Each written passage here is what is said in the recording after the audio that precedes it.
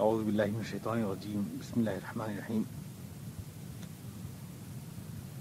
وقل لعبادی یقولوا التی ہی احسن ان الشیطان ینزغ بینہم ان الشیطان کان للانسان عدوا مبینا ربکم اعلم بکم ان یشاء یرحمکم او ان یشاء یعذبکم وما ارسلناک علیہم وکیلا وربك أعلم بمن في السماوات والأرض ولقد فضلنا بعض النبيين على بعض وآتينا داود زبورا.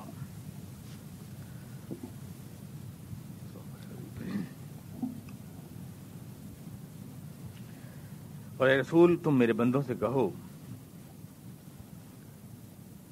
کہ وہ اس طرح بات کریں جو بہترین ہو. یقیناً شیطان ان کے درمیان میں جھگڑا کراتا ہے اور یہ بات ہے کہ شیطان انسان کا کھلا ہوا دشمن ہے. تمہارا رب تمہارے بارے میں بہت زیادہ واقف ہے، چاہے وہ تم پر مہربانی کرے چاہے وہ تمہیں سزا دے. لیکن اے رسول ہم نے تمہیں ان لوگوں پر حوالدار بنا کر نہیں بھیجا ہے. تمہارا رب جانتا ہے کون ہے زمین آسمان میں اور کیا ہے. ہم نے کچھ نبیوں کو بعض نبیوں پر فضیلت دی ہے اور ہم نے داؤد کو زبور عطا کی ہے.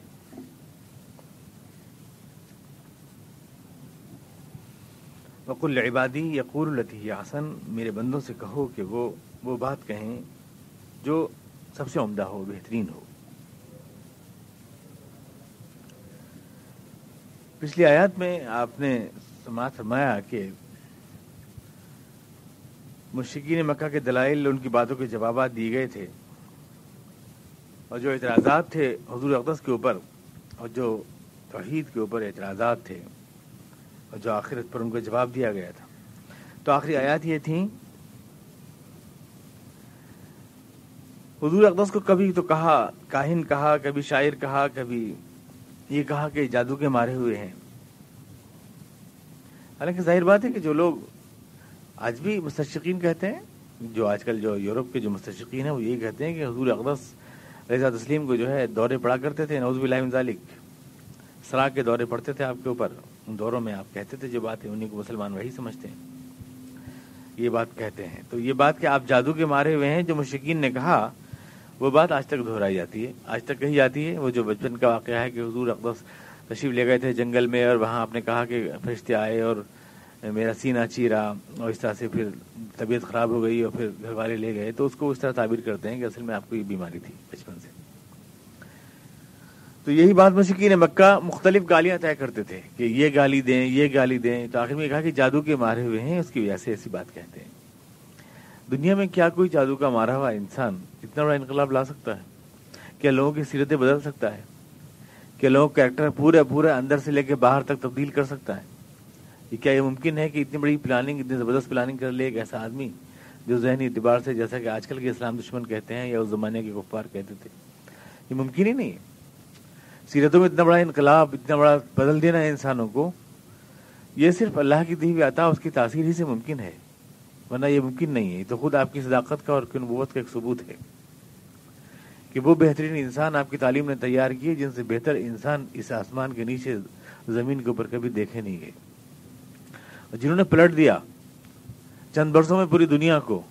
رجل مسحور یعنی ایک جادو کے مارے ہوئے آدمی اتنا بڑا انقلاب دنیا میں نہیں لا سکتا کبھی بھی. تو یہ محض ایک جلن کی بات ہوتی ہے جب لوگ کسی کے کمالات کا اعتراف کرنا نہیں چاہتے تو 10 باتیں بناتے ہیں. اس میں مسلمان بھی جذباتی ہو جاتے تھے. اب انہوں نے کہا کہ اچھا آپ کہتے ہو آخرت آئے گی، بھلا کتنی پاگل پن کی بات ہے، کیوں آئے گی، کیسے، کون زندہ کر دے گا، کب کر دے گا، کیسے کر دے گا، کیسے کر دے گا؟ جواب دیا ایسے کر دے گا جیسے پہلے کر دیا. کون کر دے گا؟ وہ کر دے گا جس نے تم پہلے کیا. کب؟ اس وقت کر دے گا جب اس کا وقت آئے گا. اور تمہارے اگر اس میں وقت اس کا معلوم نہیں ہے تو اس کا یہ مطلب نہیں کہ وہ واقعہ ہوگا نہیں. یہ مطلب اس کا کیسے ہو سکتا ہے؟ تو یہ سوال جواب تھے. ان حالات میں مسلمانوں سے جو بات ہوتی تھی، ہر آدمی تو معیاری نہیں ہوتا اور ہر آدمی جو ہے اپنے جذبات پہ کنٹرول نہیں رکھ پاتا. مسلمان سخت باتیں کہہ دیتے تھے جواب میں عیسائیوں کو بھی کچھ کہہ دیتے ہوں گے، جیسے کہ آیات سے اندازہ لگ رہا ہے، یہودیوں کو بھی کچھ کہہ دیتے ہوں گے، حضور اقدس کی شان میں کہہ دیتے ہوں گے مسلمان، اور وہ حضور کی شان میں توہین کرتے ہوں گے، کہتے ہوں گے دیکھو موسیٰ علیہ السلام تو ایسے تھے، عیسیٰ علیہ السلام تو ایسے تھے۔ یہ آدمی کی ایک کمزوری ہوتی ہے۔ بحث و مباحثے میں سب سے نازک مرحلہ وہ ہوتا ہے جب آدمی کہتا ہے کہ میرا حضرت اور میرا پیشوا اور میرا وہ سب سے اونچا ہے۔ یہ سب سے بڑا مرحلہ ہوتا ہے، اور یہ آدمی کی کمزوری، ہیرو ورشپ جس کو کہتے ہیں، یہ آدمی میں کمزوری ہوتی ہے کہ آدمی خود کو ہی سب سے بہتر کہتا ہے۔ سب سے بڑھیا مدرسہ وہ ہے جہاں میں نے پڑھا، اور سارے جہاں سے اچھا ہندوستان ہمارا، کیونکہ میں یہاں پیدا ہو گیا، جہاں میں پیدا ہو گیا وہ سب سے اچھا، سب سے طاقتور میرے ابا۔ بچہ یہ سمجھتا ہے لڑائی ہو گئی ابا کے ایک ہی گھوسے میں ٹھیک ہو جاؤ گے، تو دنیا سب سے طاقتور میرے ابا ہیں، اور سب سے پہنچے ہوئے میرے پیر ہیں اور میرے حضرت ہیں۔ تو یہ ایک مسئلہ رہتا ہے، اپنے مقتدا اور اپنے پیشوا کو آدمی جو ہے اونچا اٹھانے کی کوشش کرتا ہے، اور چڑھانے کی اور اٹھانے کی کوشش کرتا ہے، کہ یہی سب سے بڑی بات ہوتی ہے۔ تو اس طرح کی باتیں وہ حضور اقدس کے بارے میں کہتے ہوں گے کہ زبور تو داؤد تو ایسے تھے، اور موسیٰ تو ایسے تھے، اور عیسیٰ تو ایسے تھے، اور یہ کیا ہیں؟ دنیا دار ہیں حضور اقدس کے بارے میں عیسیٰ تسلیم۔ بیوی بچے ان کے ہیں، 12 بیویاں ان کی ہیں، عیسیٰ علیہ السلام کی تو ایک بھی بیوی نہیں تھی، انہوں نے تو ایسی قربانیاں دی، زکریا نے ایسی قربانیاں دی، کانٹوں پہ گھسیٹے گئے، آرے سے چیرے گئے، ایسی سی قربانیاں دی ہیں۔ پچھلے پیغمبر تھے، وہ تھے پیغمبر، یہ کیا پیغمبر ہے؟ اس طرح کی باتیں حضور اقدس عیسیٰ تسلیم کے بارے میں کہی گئی ہوں گی، جیسے کہ آگے کی آیات میں آپ دیکھیں گے کہ اس کا اشارہ موجود ہے ان ساری باتوں کا، کہ یہ تو اپنے دنیا دار ہیں، رہتے ہیں، تجارت انہوں نے کی، کاروبار انہوں نے کیا، آج بھی خدیجہ کا مال ان کے پاس کافی ہے، اور کھاتے ہیں اور پیتے ہیں اور سب کام ہے اور سب کچھ ہوتا ہے، دنیا کے سارے معاملات ہیں، اوپر سے تلوار اٹھانے کی بات کرتے ہیں، حکومت پہ قبضہ کرنے کی بات کرتے ہیں، جہاد کی بات کرتے ہیں، اور اب پہ قبضہ کر لیں۔ ارے اللہ والوں کو حکومت سے کیا لینا دینا؟ یہ کیا ہے؟ یہ کیا لے کے، یہ کیسی بات؟ یہ سارا پروپیگنڈا تھا جو پچھلی آگے کی آیات میں سب آپ کو نظر آئے گا، اور اس کا جواب جو قرآن کی ان آیات میں دیا گیا۔ تو یہی بات تھی، یہی بات کہتے بھی تھے، اور حضور کو یہ سمجھتے تھے کہ حضور کا کوئی مقصد نہیں ہے سوائے اس کے کہ عرب پہ قبضہ کر لیں اور زمین پہ قبضہ کر لیں اور بادشاہ بن جائیں۔ یریدون ان یتفضل علینا، یہ آدمی یوں چاہتا ہے کہ ہمارا سردار بن جائے، ہمارا بڑا بن جائے۔ اس لیے تو کہتے تھے کہ بھئی آپ ایسا کریں کہ حکومت قبول کر لیں، یہ حضور کو آفر کرتے تھے۔ مسلمہ کذاب نے خط لکھا حضور اقدس علیہ الصلوۃ والتسلیم کو، یہ لکھا کہ ایسا ہے کہ انی اشرکت فی الامر معک، مجھے بھی اللہ میاں نبی بنایا ہے، میں بھی آپ کے ساتھ شریک ہوں، پارٹنر ہوں آپ کا، اور ایسا ہے کہ ہم دونوں مل کر کے عرب کو فتح کرتے ہیں، اس کے بعد آدھی آپ کی ہوگی زمین اور آدھی میری ہوگی۔ یہ مسلمہ کذاب نے حضور اقدس علیہ السلام کو دعوی نبوت کے بعد یہ خط لکھا، تو اس سے صاف ظاہر ہے کہ لوگوں کا اندازہ یہ تھا کہ حضور اقدس صلی اللہ علیہ وسلم جو کچھ بھی کر رہے ہیں نعوذ باللہ من ذالک، یہ زمین پہ قبضہ کرنے کے لیے کر رہے ہیں، بادشاہ بننے کے لیے کر رہے ہیں، سردار بننے کے لیے کر رہے ہیں۔ یہی لوگوں کو غلط فہمیاں تھیں، ورنہ ایک پیغمبر کا ان چیزوں کا کوئی کام نہیں کہ لڑائی لڑ رہے ہیں، مسلح کر رہے ہیں، جہاد کی تربیت دے رہے ہیں، لوگوں کو ابھار رہے ہیں، دنیا پہ قبضہ کرنے کی بات کر رہے ہیں۔ یہ ساری باتیں کہی جا رہی تھیں قرآن کریم نے، اور مسلمان ریش ہو جاتے ہوں گے یقیناً ان باتوں کے جواب میں، بہت کچھ کہہ دیتے ہوں گے، تم جہنم کی ڈاٹ ہو، تم جہنم میں جاؤ گے، خدا نے تمہاری عقلیں پٹ کر دی، تمہاری آنکھوں میں پردے ڈال دیے، تمہارے کان ٹھونک دیے، یہ ساری باتیں کہتے ہوں گے۔ تو قرآن کریم یہاں ان ساری باتوں کے پس منظر میں ایک طرز دعوت سکھا رہا ہے، بات کرنے کا ڈھنگ سکھا رہا ہے، کس طرح بات کی جائے، الزامات کا جواب کس طرح سے دیا جائے، کسی کو دعوت دینی ہو کسی بھی انسان کو تو اسے کیسے قریب لایا جائے، بات کو کیسے سمجھایا جائے، اس کو قرآن کریم ان آیات کے اندر سمجھا رہا ہے۔ دیکھا جائے تو بہت زیادہ ایک مفید درس ہے یہ، اس معنی کر کہ اس سے آپ زندگی میں دوسرے کو اپنے بات کی دعوت کیسے دیں اور کیا وہ سلیقہ ہو جسے دوسرے کو سمجھا سکیں، وہ آپ سیکھ سکتے ہیں ان تعلیمات۔ قرآن کریم نے کہا وَقُلْ عِبَادِي يَقُولُ الَّتِي هِيَ أَحْسَنُ، میرے بندوں سے کہو اس طرح بات کریں جو بہترین ہو انداز، يَقُولُ الَّتِي هِيَ أَحْسَنُ، میرے بندوں سے کہو۔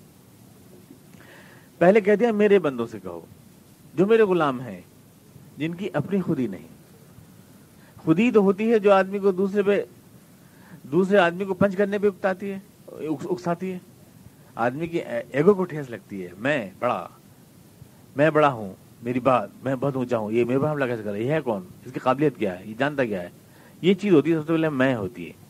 میں آدمی ٹکراتا ہے. قرآن نے اس میں کو پہلے توڑا.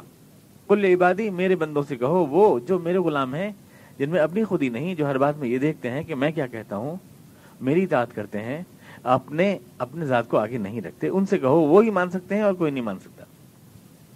میرے بندے مومن ہی وہ ہے جو اللہ کا غلام ہے. اے رسول تم میرے بندوں سے کہو. انہیں مسلمانوں کا لفظ نہیں بولا یہاں کہ مسلمانوں سے کہو نہیں کہا، وقل للمسلمین نہیں کہا، بلکہ وہ چیز کی طرف اشارہ کیا جو چیز انہیں اس مقصد میں مفید ہے کہ اگر وہ میرے غلام ہیں تو غلام کی اپنی کوئی خودی نہیں ہوا کرتی، وہ تو تابع فرمان ہوتا ہے، اسے جو حکم ملے وہ کرتا ہے. تو میرے غلاموں سے کہو اے رسول صلی اللہ علیہ وسلم، قل عبادی. کیا کہو؟ اس طرح بات کریں اس انداز سے جو قابل قبول ہو، دوسروں کے لیے قابل قبول ہو، اس انداز میں بات کریں. قرآن کریم نے اس کو مزید صراحت کے ساتھ پچھلے آیات میں ابھی 14ویں پارے میں فرمایا تھا، ادعو الی سبیل ربک بالحکمہ والموعظۃ الحسنہ. اپنے پروردگار کی طرف لوگوں کو بلاؤ، سمجھداری کے ساتھ بلاؤ اور پیار کے ذریعے بلاؤ. والموعظۃ الحسنہ، اچھی بات کے ذریعے بلاؤ. وجادلہم باللتی ہی احسن، اور اگر بحث بھی کرنا ہو تو بحث ایسے طریقے سے کرو جو ان کے لیے سب سے زیادہ قابل قبول ہو. اس طرح سے بات کرو. اگر بات کرنا ہو تو اس طرح سے کرو. ایک آدمی جو دوسرے ماحول میں رہتا ہے، اس کے دوسرے نظریات ہیں، دوسرے عقیدے ہیں، دوسرے معتقدات ہیں، اس کو کھینچ کے صحیح بات کی طرف لانا یہ کوئی معمولی بات نہیں ہوتی. آدمی اپنے سماج میں، اپنے تمدن میں 10 رشتوں میں ہوتا ہے، 10 دوستیاں ہوتی ہیں. جو بات بچپن سے آج تک کہتا آیا اس کو چھوڑنا بھی آسان نہیں ہوتا. جن 10 ہم جلیسوں میں بیٹھتا ہے، دوستوں میں بیٹھتا ہے، ان کو چھوڑنا بھی آسان نہیں ہوتا. آدمی کی مجبوری کا خیال کرتے ہوئے اور یہ سوچتے ہوئے کہ تمہاری بات اس کے لیے نہیں ہے، اس کے قبول اگر دل میں آ بھی رہی ہو تو ایک دم مان لینا اور قریب آ جانا ممکن نہیں ہے. دھیرے دھیرے ہی آئے گا، قدم قدم آئے گا. یہ سوچتے ہوئے بات کرو. اس میں قرآن کریم نے ہمیں جو سبق دیا وہ یہ کہ جس آدمی سے آپ بات کر رہے ہیں یا اسلام کی دعوت جس آدمی کو دے رہے ہیں، حقیقت میں پہلے تو بہتر طریقے میں یہ ہے، بہتر طریقے سے بات کرو، بہتر انداز اپناؤ کا مطلب یہ پہلے تو یہ دیکھو کہ تم اس سے کہنا کیا چاہتے ہو.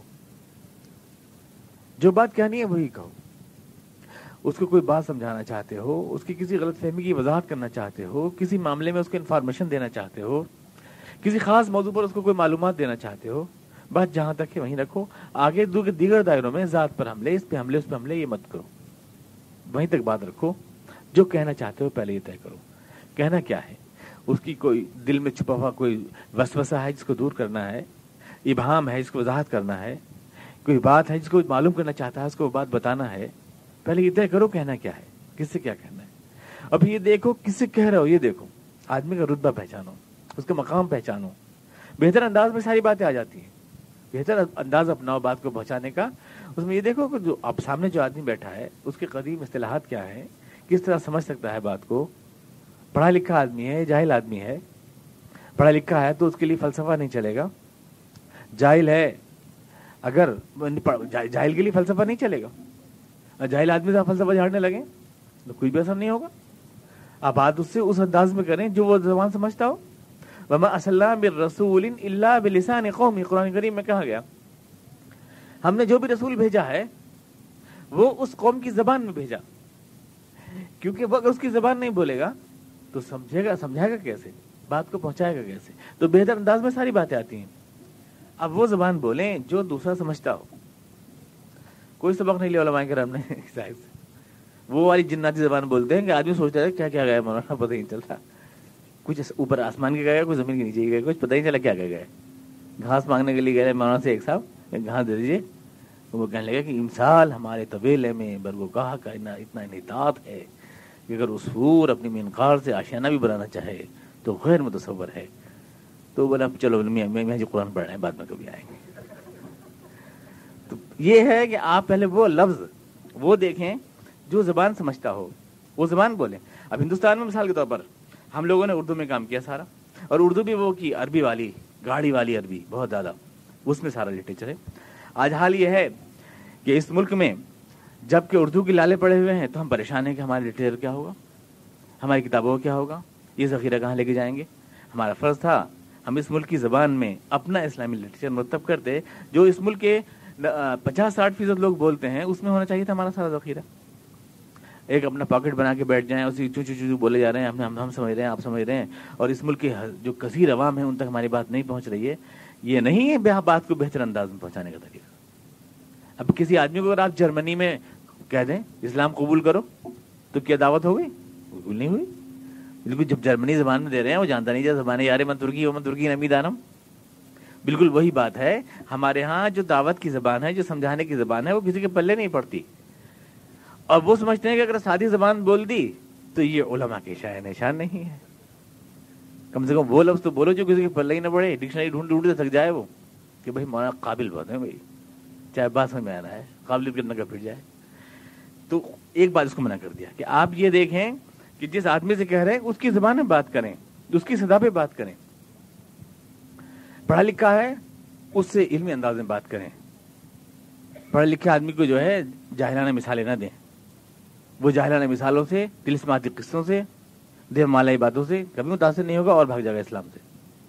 بہت سے ایسے لوگ ہیں جن کے سامنے جو شریک ہوئے, سیرت النبی کا جلسہ ہوا تو وہاں کے جو بڑے مشہور مقرر مناظر اعظم ہند ہیں انہوں نے تقریر فرمائی, تو اس میں ہمارے غیر مسلم دوست بھی کچھ گئے تھے. تو انہوں نے کہا کہ حضور کی فضائل پہ تقریر کر رہے تھے, حضور اقدس کی فضائل کے اوپر. تو میرے زبان سے قطع نظر جو باتیں کہہ رہے تھے وہ اس طرح کی باتیں تھیں کہ جانتے ہو حضور کا زمانہ, حضور کی عمر کتنی تھی؟ سب سے زیادہ عمر حضور کی ہوئی دنیا میں. ایک بار جبریل نے پوچھا حضور آپ کی عمر کیا ہے؟ تو حضور نے فرمایا, ابھی غیر مسلم میں کہہ رہے ہیں, غیر مسلم بیٹھے ہیں, ہم بیان فرما رہے ہیں, لٹ ہاتھ میں ہے ہمارے, کہ جبریل نے پوچھا آپ کی عمر کیا ہے حضور؟ تو کہنے لگے تم نے کبھی کوئی ستارہ دیکھا ہے آسمان پہ چمکتا ہوا؟ تمہاری عمر کتنی ہے جبریل؟ تو میں نے ایک ستارہ دیکھا ہے جو 75,000 برس میں ایک دفعہ چمکتا ہے, اور اس ستارے کو میں 75,000 مرتبہ چمکتا ہوا دیکھ چکا ہوں, اتنی میری عمر ہے. اور 75,000 سال میں ایک دفعہ چمکتا ہے وہ, اتنی تو میری عمر ہے جبریل.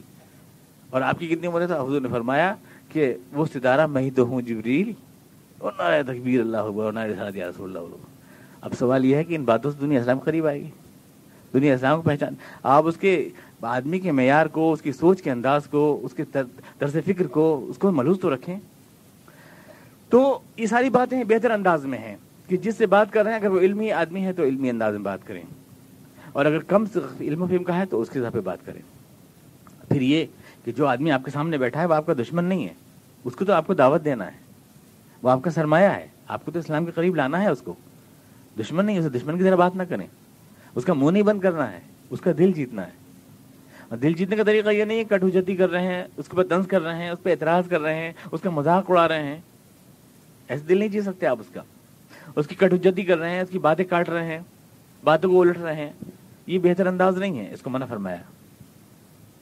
اور پھر یہ بہتر انداز میں یہ بھی شامل ہے, آپ نے شاید فرمایا, حضور اقدس صلی اللہ علیہ وسلم ابن مسعود سے حدیث ہے, حضور ہفتے میں ایک بار ہی واز فرمایا کرتے تھے, اور جناب ابن عباس بھی ہفتے میں ایک بار. اور فرمایا کہ تم روز روز نصیحت کرو گے, پیچھے ہی پڑ جاؤ گے کسی کے, تو اٹھا کے بھاگ لے گا وہ. تو پھر ایک ہی بات گائے جا رہے ہیں, ہر وقت ایک ہی بات کہے جا رہے ہیں, ہر وقت پیچھے پڑے ہوئے ہیں. تو کہ اللہ آفت ہے, بلا ہے, کیا ہے یہ نیکی کی بات, کیا ہو گئی, ایک آفت ہو گئی, بلا ہو گئی, بھاگ جائے گا آدمی. تو آپ نے فرمایا کہ بہتر انداز میں یہ بات بھی شامل ہے کہ اس میں گیپ ہونا چاہیے. ایک ہفتے سے کم میں منع فرمایا.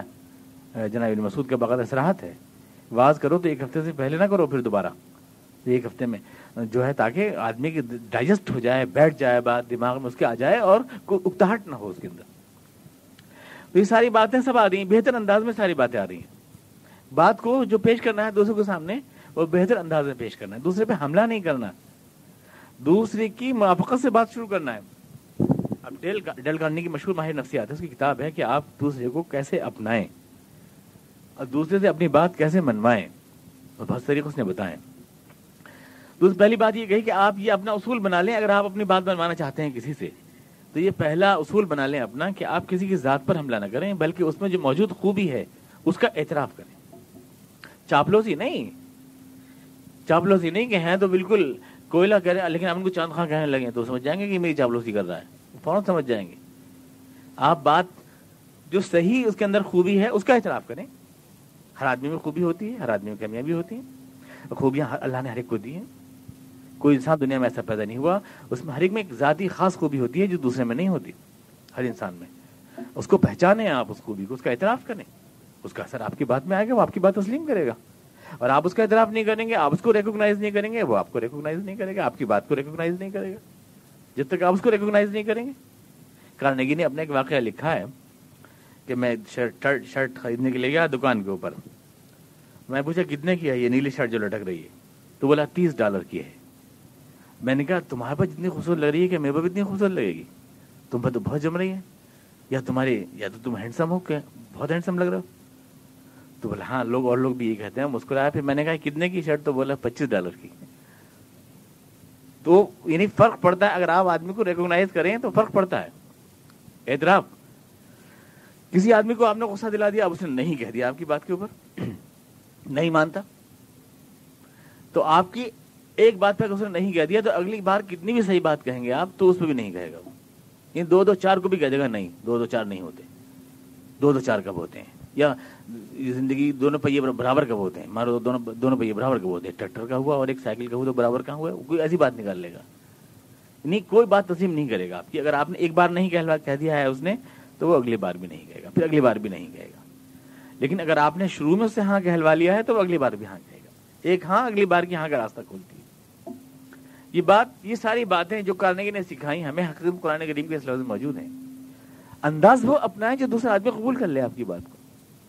وہ انداز اپنائیں, گفتگو کا وہ انداز جو دوسرا آدمی آپ کے قبول کر لے. یہ سب چیزیں طرز دعوت میں شامل ہیں. پھر یہ کہ آپ لوگ یہ سمجھتے ہیں کہ اب ساری بات آج ہی کہنی ہے, بس تو موقع مل گیا ہے آج مجھے سمجھانے کا. الفاظ کے دریا بہا رہے ہیں, دلائل کے دریا بہا رہے ہیں, سیمینار ہو رہا ہے, سمپوزیم ہو رہا ہے. بھئی آپ کو سمجھانا ہے. بیج بوتے ہیں کھیت میں, کونپل پھوٹتی ہے, پانی دیتے ہیں, دھیرے انتظار کرنا پڑتا ہے. بیج بوتی فصل نہیں نکل آتی.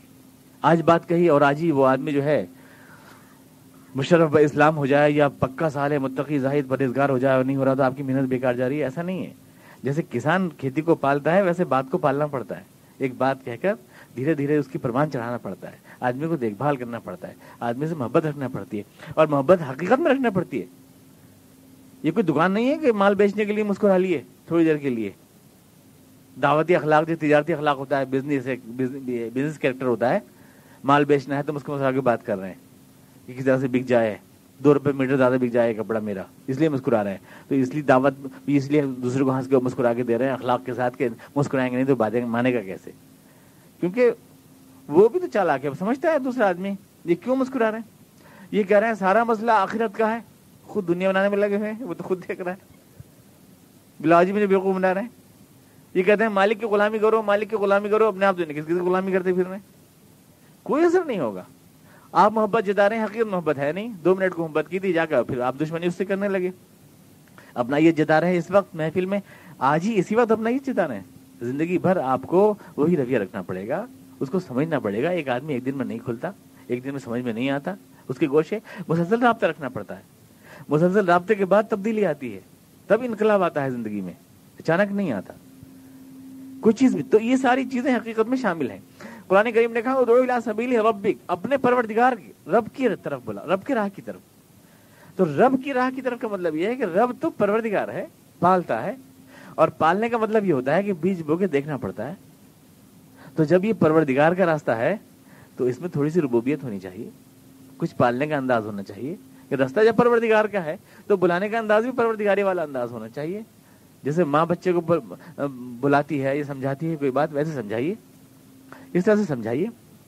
آپ بالکل جاہل آدمی ہیں, آپ قدر نہیں سمجھیں گے, بات یوں ہے جو میں کہہ رہا ہوں, تو ایسے کوئی مان لے گا کہ بھائی آپ ہی بہت قابل ہیں, تو پھر آپ نے قابلیت رکھی ہے ٹوکرا, مجھے کوئی ضرورت نہیں آپ کی بات ماننے کی. ایسے کوئی نہیں مانے گا. آپ تو گدھے ہیں, آپ کو تو میں پہلے سے ہی جانتا ہوں, آپ تو ایسے ہیں ویسے ہیں, آپ کے اندر سے پہچانتا ہوں, آپ کی ذہنیت کو جانتا ہوں, بس سمجھ لے گا آپ کی. وہ پتہ نہیں کس طرح مغرور آدمی ہے, زندگی میں توبہ کر لے گا, آپ کی بات سننے سے توبہ کر لے گا. یہ طریقہ نہیں ہوتا کسی سے اپنی بات منوانے کا. خود جھکنا پڑتا ہے, اس کا اعتراف کرنا پڑتا ہے, اس کی بات کو, صحیح بات کو تسلیم کرنا پڑتا ہے, اس کی بات کو کاٹے نہیں.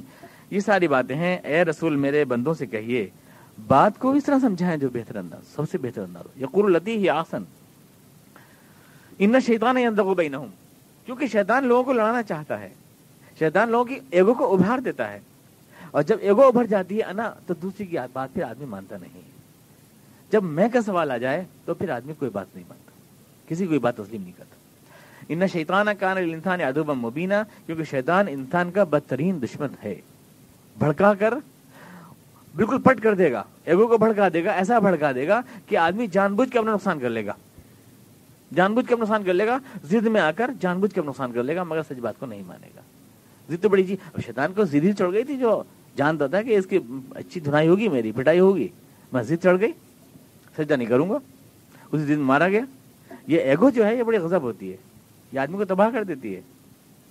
ایک صاحب اپنے حضرت کے قصہ سنا دے کہ حضرت کو اتنی نفرت تھی ان کا بختوں سے, اپنے دوسرے مسلک والوں کہنے لگے, یہ جنت میں گئے تو اللہ نے دیکھا تو مخالف فرقے والے ٹہل رہے ہیں, تو نے کہا میں اس جنت میں بالکل نہیں جاؤں گا, اس میں لوگ ٹہل رہے ہیں.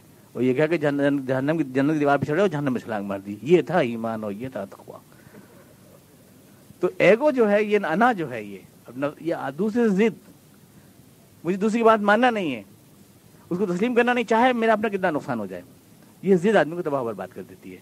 یہ شیطان آدمی کو یہ موڑتا ہے. کل ان شیطانہ کا انسان عدو مبینہ. اب حضور اقدس کو بھی الزامات تھے, کہتے تھے موسیٰ علیہ السلام بہت افضل تھے اور عیسیٰ علیہ السلام بہت افضل تھے, اور مسلمان ان کو کہتے تھے کہ تم تو جہنم کی ڈاٹ ہو اور تم تو تباہ ہو گئے, اور تم تو انتم فی النار, کچھ لوگوں نے کہہ دیا تھا. مشرکین کو ان باتوں پہ کہتے ہیں تم تو جہنم کا ایندھن ہو, جاؤ گے جہنم میں, بکواس کر رہے ہو, اس سے کیا فرق پڑتا ہے. یہ کچھ جوشیلے نوجوانوں نے کہہ دیا تھا. اس میں قرآن کریم فرما رہا ہے ربکم اعلم بکم, تم کیا ہو اللہ بہت زیادہ جانتا ہے تمہارے بارے میں. کون کس نیت سے کہہ رہا ہے اور کون کیا ہے سب جانتا ہے اللہ تعالیٰ. یشاء یرحمکم اور یشاء یعذبکم, کون عذاب کا مستحق ہے, کون سزا کا مستحق ہے, کون جزا کا, یہ اللہ ہی کے علم میں ہے اور اسی کے اختیار میں ہے. تم کو فیصلہ کرنے کا کوئی حق نہیں ہے. کون جہنم کی ڈاٹ ہے, کون جہنم کی ڈاٹ نہیں ہے. تم سے اصولی بات کر سکتے ہو, جو ایسا کرے وہ جہنم کی ڈاٹ ہے, لیکن تو جہنم کی ڈاٹ ہے یہ کہنے کا کسی کو حق نہیں ہے. یہ باقاعدہ یہ جو ہے کسی آدمی کو جو ہے نامزد کر کے کہنا تو جہنم کی ڈاٹ ہے, یہ کہنا درست نہیں ہے. ہاں اصولی آپ بات کر سکتے ہیں, جو آدمی اللہ کا اس کے رسول کا انکار کرے, جو یہ کرے وہ آدمی کافر ہے, اس طرح سے آپ کہیں. لیکن نامزد کر کے کہنا یہ بالکل جائز نہیں, کیونکہ ربکم اعلم بکم, نیتیں کیا ہیں, ارادے کیا ہیں, مستقبل کیا ہے, انجام کسی کا کیا ہے, یہ سب کے بارے میں اللہ جانتا ہی, اسی کے اختیارات بھی ہیں, چاہے سزا دے چاہے جزا دے.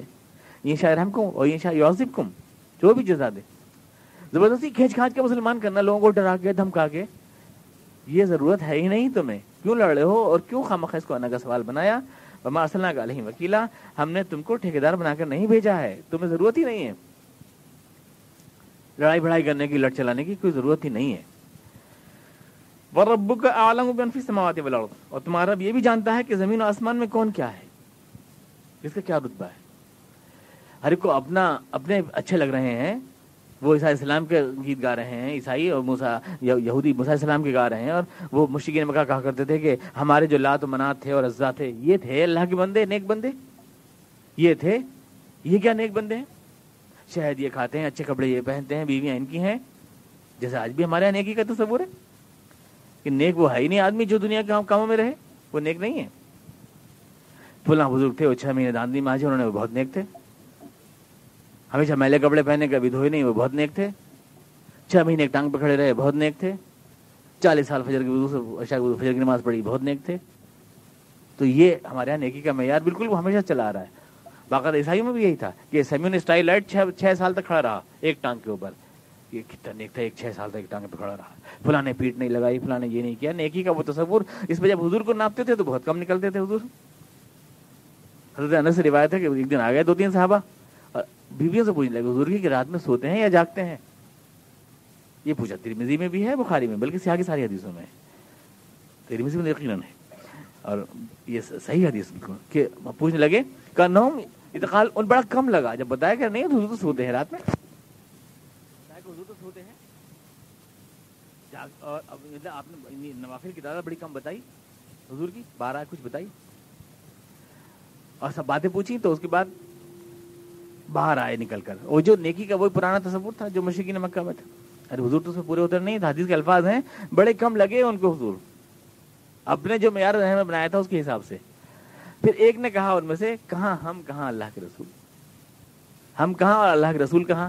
قسم خدا کی میں تو رات بھر نماز پڑھتا رہا کروں گا. اور ایک نے کہا نا اعتزل النساء ابدا, میں تو عورتوں سے بالکل الگ تھلگ رہوں گا. ایک نے کہا میں انا اصوم ابدا, میں تو ہمیشہ روزے دار رہا کروں گا. کیونکہ حضور سے ہمارا کیا مقابلہ اور کیا رتبہ. یہ ذہن بنا, یہ ذہن یعنی بالکل الٹا جو ذہن ہوتا ہے آدمی کا, جو ایک روایتی ذہن بن جاتا ہے اس میں یہی ہوتا ہے کہ آدمی اپنے افعال و اعمال کے لیے ایسا سوچنے لگتا ہے.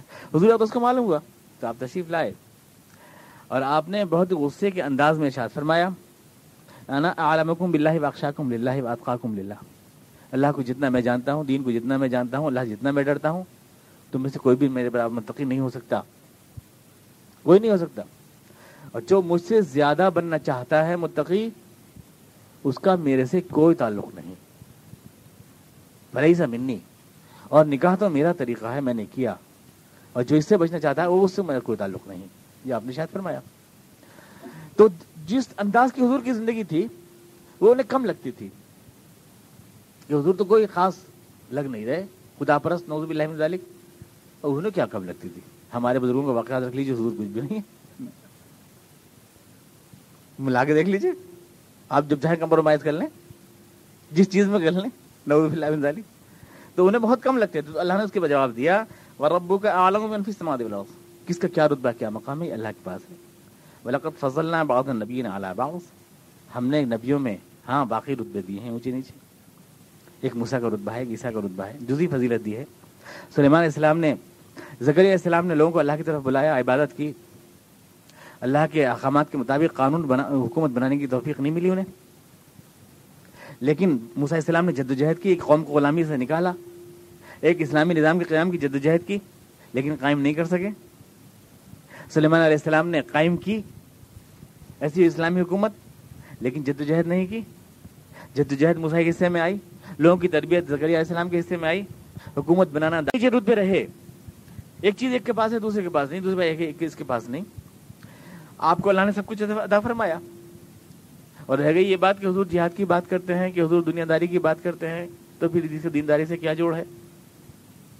اور پھر یہ زمین پہ قبضہ کرنے کی بات کرتے ہیں تو اس کا دینداری سے کیا جوڑ ہے؟ قرآن نے اس کا جواب دیا ایک ہی جملے میں، وَآتَيْنَا دَاوُودَ زَبُورًا، ہم نے داؤد کو زبور عطا کی تھی۔ زبور اللہ کے لیے حمد و مناجات کا مجموعہ ہے۔ داؤد اللہ علیہ السلام کے مجاہد تھے، لوہے سے تلوار بناتے تھے، ہتھیار بناتے تھے۔ عَلَّمْنَاهُ صَنْعَةَ لَبُوسٍ لَكُمْ لِتُحْصِنَكُم مِّن بَأْسِكُمْ، جہاد میں استعمال کرنے کے لیے داؤد علیہ السلام تلواریں بنایا کرتے تھے، زنجیریں بناتے تھے۔ قرآن نے کہا، حضور اقدس نے فرمایا کہ کان لا یفر اذا لاقا، جہاد میں داؤد کے قدم پیچھے ہٹتے نہیں تھے۔ پھر وہی زبور جو مناجات کی کتاب ہے، اسی مناجات کی کتاب میں وَلَقَدْ كَتَبْنَا فِي الزَّبُورِ مِن بَعْدِ الذِّكْرِ أَنَّ الْأَرْضَ يَرِثُهَا عِبَادِيَ الصَّالِحُونَ، ہم نے یہ لکھا تھا، وہی حمد و مناجات اور اللہ کے لیے ذکر و اذکار کی کتاب، اس میں ہم نے یہ بھی لکھا تھا وَلَقَدْ كَتَبْنَا فِي الزَّبُورِ، یہ لکھا تھا ہم نے کہ یہ میری زمین اللہ کے نیک بندوں کی امانت ہے۔ ان الارض یرثها عبادی الصالحون، وہی زبور، وہی جن کی عظمت کے تم دعوے دار ہو، وہی داؤد علیہ السلام۔ وہاں نہیں دیکھتے وہاں کتنی دنیا داری ہے، وہ تو بادشاہ ہیں۔ سلیمان اور داؤد دونوں بادشاہ ہیں، اور بادشاہ اور ساتھ نبی بھی ہیں، اور بادشاہ شان و شوکت والے، اور باقاعدہ مجاہد، تلوار بھی بنائی، اور ان کو وہ زبور والا داؤد وہ مجاہد اور بادشاہ بھی تھا۔ اس کا مطلب دین اور دنیا میں کوئی ٹکراؤ نہیں ہے، آدمی بادشاہ بن کر بھی نبی ہو سکتا ہے۔ جس کو ہم نے زبور دی تھی داؤد کو، اس کو ہم نے بادشاہ ہی بنایا تھا۔ تو جن پیغمبروں کو تم حوالے دے رہے ہو حضور کی زندگی کی بعض گوشوں کو اٹھا کر کہ یہ نبی کی زندگی نہیں ہو سکتی، ذرا دیکھو خود اب تمہارے ممدوحین میں جن کا تم نام لے رہے ہو ان میں یہ زندگی نہیں ملتی کہ نہیں ملتی؟ یہود سے کہو یہ سلیمان علیہ السلام کون تھے؟ بادشاہ پورے بنی اسرائیل کے، پورے اتنا بڑا راج پاٹ کی دنیا میں کسی کو وہ نصیب بھی نہیں ہوا، اور پھر خدا کے پیغمبر تھے۔ راج پاٹ اگر دین کے خلاف ہوتا تو پیغمبر کو راج پاٹ کیوں دیا جاتا؟ داؤد علیہ السلام زبور کے مالک ہو کر جو حمد و نجات کی کتاب ہے، اگر وہ مجاہد بن سکتے ہیں، تلواریں بنا سکتے ہیں، اور میدان جنگ میں پیچھے ہٹنے والے نہیں، حالانکہ راتوں کو اللہ کے رونے والے بھی ہیں، راتوں کا گداز اور دنوں کا یعنی رات جمال اور دنوں کا جلال ہے، رات میں جو ہے مسلح پر ہے اور صبح گھوڑے کی پیٹھ پر ہے۔ داؤد کا یہ رنگ ہے، یہی حضور اقدس کا رنگ ہے، یہی حضور اقدس کا انداز ہے، اور تم جو ہے اس کو ایک الزام بنا کے پیش کر رہے کہ یہ رسول نہیں ہو سکتے۔ یہ دیکھو وہ تھے جو گزر گئے، ان کے انداز تھے۔ آدمی کا یہ ہوتا ہے جو پہلے گزر گیا وہی آدمی کو اچھا لگتا ہے، ہمیشہ ماضی پرست ہوتا ہے آدمی۔ ہم بہت برے ہیں، پہلے بہت اچھا تھا، لوگ یہ تو کہتے ہیں ہم بہت برے۔ اب آج کل آپ دیکھیں بڑی فحاشی بڑھ گئی، بڑی فحاشی بڑھ گئی، پہلے بہت اچھے تھے، کیسے کیسے کپڑے پہننے ہیں عورتیں۔ ہم دیکھیں ہماری عورتوں کے کپڑے، وہ پتلا پاجامہ بالکل جو ٹانگیں جو برہن نظر آ رہی ہیں، مگر پرانے زمانے میں نیکی رہیں گے سب جتنے بھی ہوں گے۔ خانہ کعبہ کے اندر وہ چنٹیں کرتوں کے اندر پڑی ہوئی، وہ دوپٹے 8 رنگ کے رنگے ہوئے، آپ دیکھیں. اور پھر دیکھیں خود حضور کے زمانے میں چلے جائیں، دوپٹے تک پہننا نصیب نہیں تھا عورتوں کو، بالکل برہنہ گھومتی تھی. تعلقات کا عالم یہ تھا کہ لوگ اپنے قریبی رشتہ دار سکے یعنی خالزادوں چچزادوں سے بہنوں تک سے تعلقات ناجائز قائم کر کے اور باقاعدہ عکاس کے بازار میں گایا کرتے تھے اشعار. یہ فحاشی کا عالم تھا. مگر ہم تو یہی کہیں گے وہ بہت بڑی صاحب، بہت بڑی صاحب. پہلے بہت لوگ اچھے تھے. ہمیشہ آدمی کو ماضی اچھا لگتا ہے اور حال برا لگتا ہے. عقل مند تھے تو پہلے لوگ تھے، سمجھدار تھے تو پہلے لوگ تھے، علم تھا تو پہلوں کے پاس تھا. اب نہ کسی کا علم ہے نہ عقل ہے، سب جاہل پیدا ہو رہے ہیں. یہ انسان کا ہمیشہ انداز رہا سوچنے کا. آج خراب ہے، پہلے بہت اچھا تھا. وہی ہے، حضور نظر آئے تو یہ کم لگے، جو پہلے گزر گئے وہ بہت عالی شان تھے، بہت بلند تھے، ماضی پرست تھے. تو اللہ نے فرمایا اسی کا جواب دیتے ہوئے، ہاں ایسا ہوا ہے، اونچ نیچ رہی ہے پیغمبروں میں، وَلَقَدْ فَضَّلْنَا بَعْضَ النَّبِيِّينَ عَلَىٰ بَعْضٍ، اونچ نیچ بھی رہی، ہر ایک کا ایک رنگ ہے. لیکن یہ رنگ بھی تو ہے، داؤد کو زبور دی ہے ہم نے، بادشاہ ہو کر کے اللہ کے آگے رونے والے ہیں، یہ رنگ بھی تو ہے. یہی رنگ مدینے میں حضور اقدس کا ہے. وَلَقَدْ آتَيْنَا دَاوُودَ زَبُورًا. اذان ہو رہی میرے خیال سے، کڑی نہیں کیا ٹائم. کوئی سوال ہو تو آپ کر سکتے ہیں. کوئی سوال اس درس کے بارے میں؟